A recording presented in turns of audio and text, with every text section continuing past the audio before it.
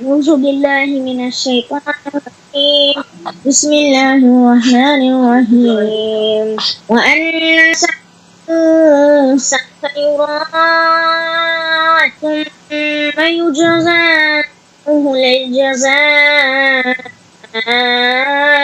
الأوفى وأن إلى আন্না এখানে গুন্না কেন হচ্ছে? বিকজ নুনের উপরে তাসজিদ আছে। কি গুন্না এটা? এটা ওয়াজিব গুন্না। ওয়াজিব গুন্না হরফ কয়টি? ওয়াজিব গুন্না হরফ দুইটি। কি কি? ইম আর নুন। ওকে।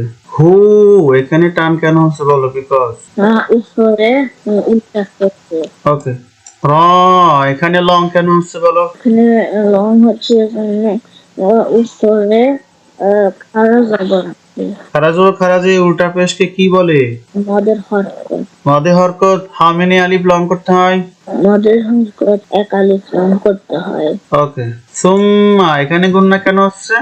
মিমের উপরে তাসজিদ আছে, এখানে ওয়াজিব গুন্না। তাহলে মিম আর নুনের উপরে শুধু তাসদিদ থাকলে গুন্না হবে, আদারওয়াইজ অন্য হরফে তাসদিদ থাকলে কি গুন্না হবে? না, হবে না। ওকে। ঝা এখানে কয় আলিফ টান দিতে হচ্ছে? 4 আলিফ টান দিতে হচ্ছে। কেন? বিকজ মদের হরফের নেতো গোল হামজা। নিচে পড়ো। রব্বিকাল মুনতাহা وأنه هو أضحك وأبكى وأنه هو أمات মুং এখানে গুন্না কেন হচ্ছে বলো? হচ্ছে নুন সাকিনের নেক্সট টু ইকফা হরফ। ইকফা হরফ মোট কয়টি? 15। কি কি বলো তো? তা সা জিম দাল জাল জা সিন শিন পদ দদ দ জ ফা কফ তা।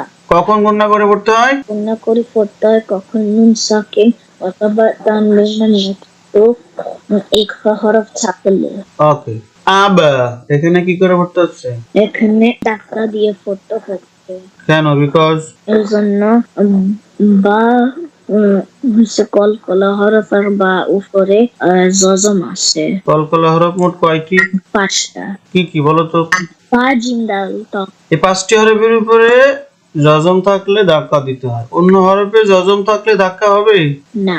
শুধুমাত্র এই 5টি হরফেই যখন জজম থাকবে সেখানে ধাক্কা দিয়ে পড়তে হবে, আদারওয়াইজ ধাক্কা দেওয়া যাবে না।